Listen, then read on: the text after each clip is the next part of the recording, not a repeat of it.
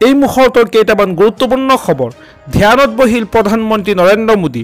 ৪৫ ঘণ্টীয়া ধ্যানত কি কৰিব, কি খাব, সকলো তথ্য এই ভিডিঅ'টোৰ জৰিয়তে জনাই আছোঁ।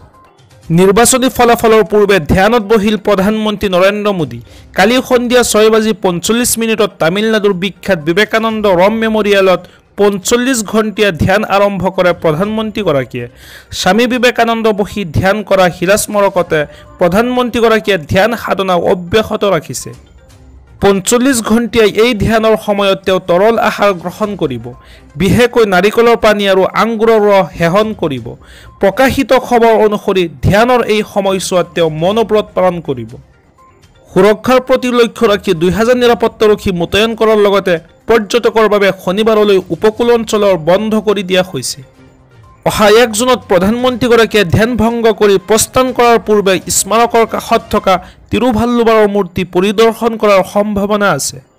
১৮৯২ চনৰ শেষৰ ফালে সাগৰৰ মাজৰ এই শিলৰ ওপৰত ধ্যান কৰা স্বামী বিবেকানন্দৰ প্ৰতি শ্ৰদ্ধাঞ্জলি জ্ঞাপন কৰাৰ হেতুকে এই স্মাৰকটো নিৰ্মাণ কৰা হৈছিল।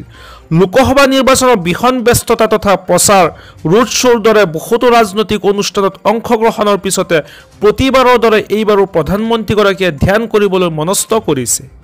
ইয়াৰ পৰৱৰ্তী খবৰটি খুবেই গুৰুত্বপূৰ্ণ, এটা বিগ ব্ৰেকিং নিউজ। ৩০০০ অশ্লীল ভিডিঅ'ত জড়িত যৌন কেলেংকাৰী গোচৰৰ অভিযুক্তক নিলম্বিত কৰা হৈছে সাংসদ পদৰ পৰা। অৱশেষত গ্ৰেপ্তাৰ হ'ল যৌন কেলেংকাৰী গোচৰত অভিযুক্ত JDSৰ নিলম্বিত সাংসদ প্ৰজ্জ্বল ৰেভান্না। ৩৫ দিনৰ পিছত জাৰ্মানীৰ বাৰ্লিনৰ পৰা উভতি আহি মাজনিশা ভাৰতৰ মাটিত ভৰি দিয়াৰ লগে লগে ৰেভান্নাক গ্ৰেপ্তাৰ কৰা হয়। যৌন কেলেংকাৰী ঘটনা পোহৰলৈ অহাৰ লগে লগে দ্বিতীয় পৰ্যায়ৰ নিৰ্বাচনৰ পিছত কূটনৈতিক পাছপৰ্টৰ সহায়ত দেশ এৰি জাৰ্মানীলৈ পলায়ন কৰিছিল ৰেভান্নাই।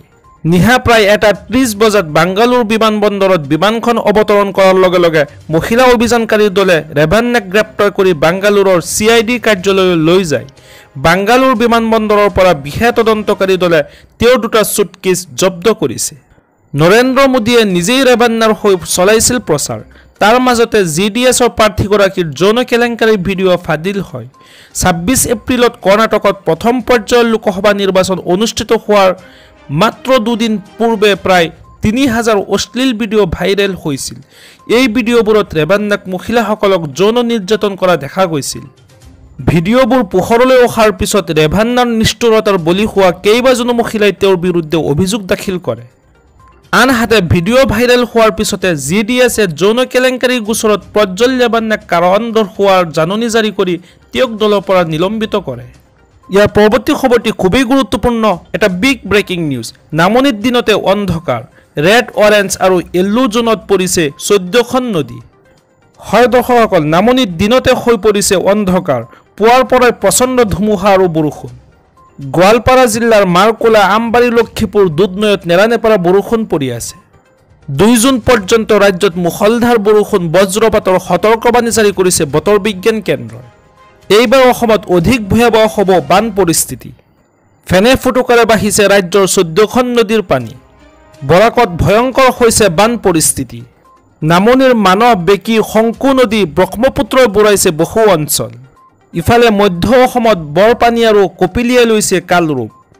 উজনিৰ ব্ৰহ্মপুত্ৰ, বুঢ়ীদিহিং, জীয়াভৰলী, সোৱণশিৰি, লোহিতৰ জলস্তৰ বৃদ্ধি পাইছে।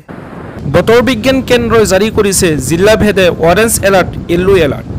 ইয়াৰ পৰৱৰ্তী খবৰটি খুবেই গুৰুত্বপূৰ্ণ, এটা বিগ ব্ৰেকিং নিউজ। ৰেমালৰ বাবে পুনৰ বিদ্যালয় বন্ধ ঘোষণা। কাইলৈ বন্ধ থাকিব সকলো শিক্ষানুষ্ঠান। কৰিমগঞ্জ প্ৰশাসনে জাৰি কৰিলে বিশেষ নিৰ্দেশনা।